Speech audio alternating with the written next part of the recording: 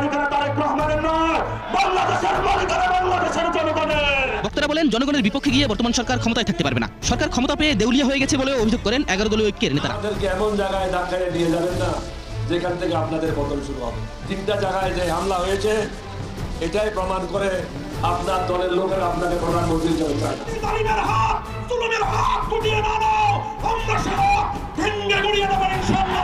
জাতির এই দাবিগুলোকে উপেক্ষা করা হচ্ছে, আমরা জানতে চাই। এ জবাব প্রধানমন্ত্রীকে দিতে হবে। 70 ভাগ মানুষের রায়কে অপমান করবেন না, অপমান করে বাঁচার পথ খুঁজে পাবেন না। আমরা শিক্ষাঙ্গনের ছাত্র, শিক্ষক, কর্মচারী সবাইকে বলবো, দেশিস যেখানেই প্রতিরোধ শেখাবে। আমরা শহীদ প্রেসিডেন্ট জিয়াউর রহমান, বেগম খালেদা জিয়ার প্রতিষ্ঠিত বিএনপির নব্য জালিম ভাইদেরকে লক্ষ্য করে স্পষ্ট বার্তা দিতে চাই, যদি জালিমের হাত, জুলুমের হাত গুটিয়ে না নাও, আমরা সহ ভেঙে গুড়িয়ে দেব ইনশাআল্লাহ। শিবিরের চামড়া তুলে দেব আমরা, জামাতের চামড়া তুলে দেব আমরা, গুপ্তচরের চামড়া তুলে দেব আমরা। সবাই মিলে একই সঙ্গে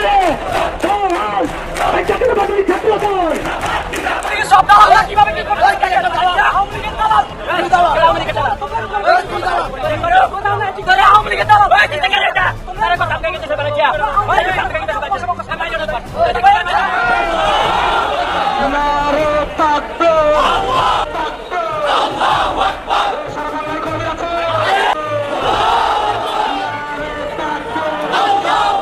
ছাত্রলীগ যেমন আওয়ামী লীগের পতন নিশ্চিত করেছে, এই ছাত্রদল তারেক রহমান তার চেয়ে কম সময় আপনার পতন নিশ্চিত করে আপনাকে বাংলাদেশ থেকে আবার বিতাড়িত করতে বাধ্য করবে। আপনারা কি নিজেদের জাহির করার জন্য আসছে, ডকুমেন্টারি দেখানোর জন্য আসছে? আপনারা শহীদ পরিবারের জন্য কি করেছেন? কিছুই করেন নাই আপনারা। আসসালামু আলাইকুম প্রিয় দর্শক, নতুন একটি ব্রেকিং নিউজে আপনাদের সবাইকে স্বাগতম। তো ভিডিওর শুরুতেই অংশ বিশেষ দেখে আপনারা বুঝতে পেরেছেন আজকে আপনাদের মাঝে কতটুকু গুরুত্বপূর্ণ তথ্য নিয়ে হাজির হয়েছি। তো প্রিয় দর্শক, আপনাদের কাছে একটাই রিকোয়েস্ট থাকবে যে সম্পূর্ণ ভিডিওটি না টেনে মনোযোগ সহকারে দেখবেন। তো প্রিয় দর্শক, চলুন ভিডিওটিতে একটি লাইক দিয়ে সম্পূর্ণ ভিডিওটি দেখে আসি। শিবিরের বিরুদ্ধে ছাত্রদল যুবদলকে মাঠে নামিয়ে দিয়ে, অথবা সহজ বাংলায় বললে ছাত্রদল যুবদল সন্ত্রাসীদেরকে শিবিরের বিরুদ্ধে লেলিয়ে দিয়ে তারেক রহমান ঐক্যের ডাক দিচ্ছে। এটা জনগণের সাথে তামাশা ছাড়া আর কিছুই নয়। দর্শক, আমিরে জামাত ঐক্যের কথা বলছেন, যেহেতু 5 আগস্টের প্রাককালে এই ঘটনা। আমিরে জামাত ঐক্যের কথা বলছেন, তারেক রহমান ঐক্যের কথা বলছেন। আমিরে জামাত বলেছেন যে কোনো পরিস্থিতি আমরা ঐক্যবদ্ধ থাকতে প্রস্তুত না। আল্লামা সাঈদীর ছবিতে জুতা মারবে আর শিবিরের ছেলেদেরকে প্রায় হত্যা করবে, তাদের নাক চোখ ফাটিয়ে দিবে, তাদেরকে পঙ্গু করে ফেলবে, তাদেরকে আইসিইউতে পাঠাবে, আর আপনি ঐক্য মারাতে আসছেন না। এই সব জায়গায় কম্প্রোমাইজ করে কোনো ঐক্য হতে পারে না। ঐক্যের মিনিমাম শর্ত বিএনপি লঙ্ঘন করেছে। আপনি বিরোধী দলীয় নেতাদেরকে মারবেন, ছাত্র নেতাদেরকে হত্যা করতে আসবেন, আর আবার ঐক্যের কথা বলেন না। এগুলো কম্প্রোমাইজ করে কোনো ঐক্য চাই না। ঐক্যের প্রথম কন্ডিশন হচ্ছে মানুষের জীবনের নিরাপত্তা, বেঁচে থাকার অধিকার নিশ্চিত করতে হবে। আগে তো বাঁচতে হবে, তারপর তো ঐক্য। তার আগে কিসের ঐক্য? দর্শক, 5 আগস্টের পরিপ্রেক্ষিতে প্রথম কথা হচ্ছে 5 আগস্টের যে সৌন্দর্য, এটা অনেকটা ম্লান ছাত্রদল যুবদলের সন্ত্রাসীর কারণে। তারা 4 আগস্ট দিনভর পুরো বাংলাদেশে দেখেন মিডিয়ায়, বা আমরা ওইরকম ভাইরাল না হলে, হিট না হলে কিন্তু প্রায় আলোচনা করি না, সংক্ষেপে হয়তো বলি। বরিশাল থেকে শুরু করে সারা বাংলাদেশে, যে বরিশালে জামাত বা শিবির ওরকম রাজনীতিতে কোনো ফ্যাক্টরি না, বরিশালে জামাতের কোনো উল্লেখ করার মতো কোনো নেতা নাই, বা শিবিরেরও এরকম কোনো শক্তি নেই। অত্যন্ত দুর্বল বরিশাল মহানগরের শিবির। সেখানেও শিবিরের উপর হামলা করেছে ছাত্রদল সারা বাংলাদেশে, অথচ এগুলো মিডিয়া আসেনি। মিডিয়া এসেছে ঢাকার যে ঘটনাগুলো, আর ঢাকার বাইরে বেগম রোকেয়া বিশ্ববিদ্যালয়ের ঘটনাগুলো। তো দর্শক, এই জায়গায় শিবিরকে মারবে আর আপনি জাতীয় ঐক্যের কথা বলবেন, এটা হতে পারে না। এটার বিহিত আগে হতে হবে, আগে বেঁচে থাকা, তারপর ঐক্য।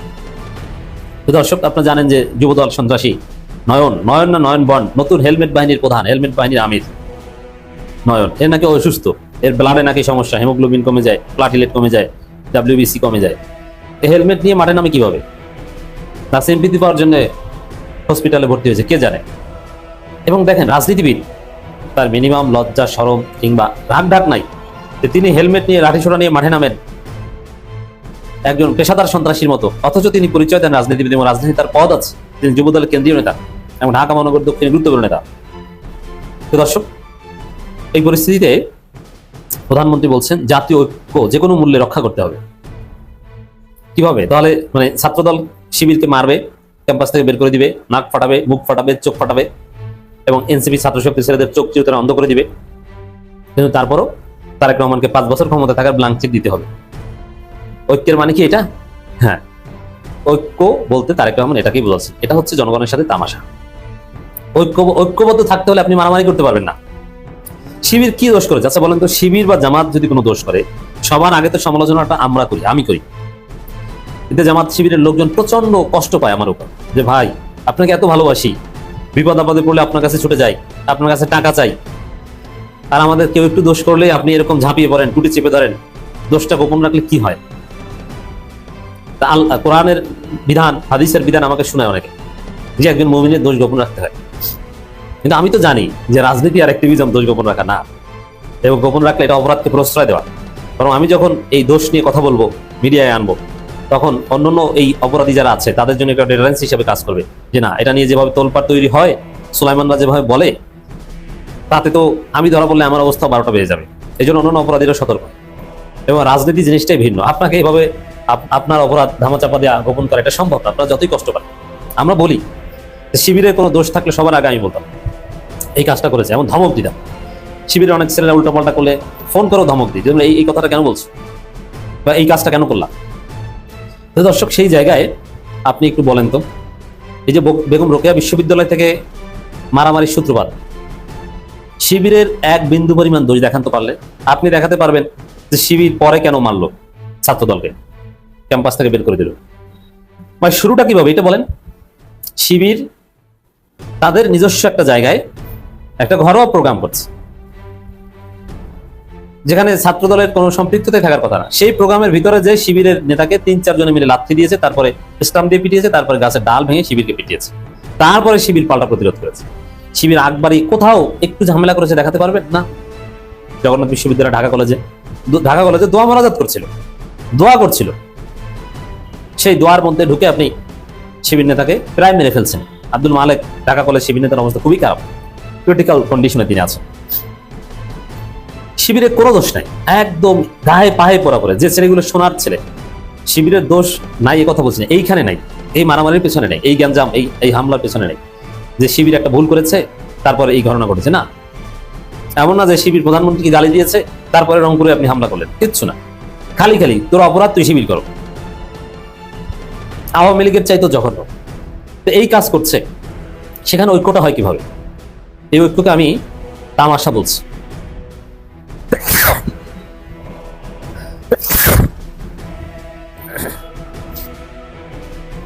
দর্শক, আমিরে জামাতও এগুলোর জবাব চাওয়া ছাড়া যে ঐক্যের কথা বলছেন, এটা তামাশাই। অ্যাট দি সেম টাইম 5 আগস্টের যে ফ্লেভার, এটাকে অনেকটা নষ্ট করে দিয়েছে বিএনপি ছাত্রদল। কারণ ঐক্যবদ্ধভাবে আওয়ামী লীগ ঠেকাবো, শেখ হাসিনা দিল্লিতে ভাষণ দিলে বুলডোজার অভিযান চলবে, এই হবে সেই হবে, রাজনীতি হওয়ার কথা এই জায়গায়। কিন্তু না, কোনো বুলডোজারের খবর নাই, লীগ ধর ম্যারাথনের খবর নাই, লীগ ধর কর্মসূচির খবর নাই। যুবদল ছাত্রদল আছে, জামাত ধর শিবির ধর, এটা নিয়ে। দর্শক, এভাবে জাতীয় ঐক্য হতে পারে না। দর্শক, তারেক রহমান ছাত্রদল শিবিরকে পিটিয়ে একই সাথে জাতীয় ঐক্যের কথা বলা, এটা একটা সার্কাস। দেখেন, প্রধানমন্ত্রী তারেক রহমান বলছেন 2024 সালের 5 আগস্টের গণঅভ্যুত্থান ছিল দীর্ঘ 1.5 দশকের বেশি সময় ধরে চলা ফেসিবাদী শাসনের অবসান এবং জনগণের গণতান্ত্রিক অধিকার পুনঃপ্রতিষ্ঠার এক ঐতিহাসিক বিজয়। তিনি বলেন, এই আত্মত্যাগের মধ্য দিয়ে গড়ে ওঠা জাতীয় ঐক্যের যে কোনো মূল্য রক্ষা করতে হবে এবং বাংলাদেশে আর কখনো স্বৈরাচার, ফেসিবাদ, চরমপন্থা এবং উগ্রবাদের উত্থান হতে দেওয়া যাবে। এই যে আপনারা যা করছেন ছাত্রদলের উপর, যুবদলের উপর, এইটি তো স্বৈরাচারী আচরণ, এটি তো চরমপন্থী আচরণ, এটি তো উগ্রবাদী আচরণ। শুধু হুজুররা কাউকে মারলে সেটা উগ্রবাদ না, সেটা উগ্রবাদ। আর ছাত্রদল, যুবদল যেভাবে সন্ত্রাসী স্টাইলে শিবিরের উপর হামলা করলে, এটা আরো বড় উগ্রবাদ। অতএব 5 আগস্টের চেতনা অনেকাংশে বিএনপি ছাত্রদল ধ্বংস করে দিয়েছে। তো প্রিয় দর্শক, আজ এই পর্যন্তই ছিল আমাদের বিস্তারিত ভিডিওটি। আশা করব আপনাদের কাছে এই তথ্যগুলো অনেক ভালো লেগেছে। এরকম তথ্যবহুল ভিডিও পেতে হলে অবশ্যই আমার চ্যানেলটি সাবস্ক্রাইব করে বেল আইকনটি বাজিয়ে দেবেন। তো প্রিয় দর্শক, আজ এই পর্যন্তই বিদায় নিচ্ছি। আপনারা সুস্থ থাকবেন এবং ভালো থাকবেন। আল্লাহ হাফেজ।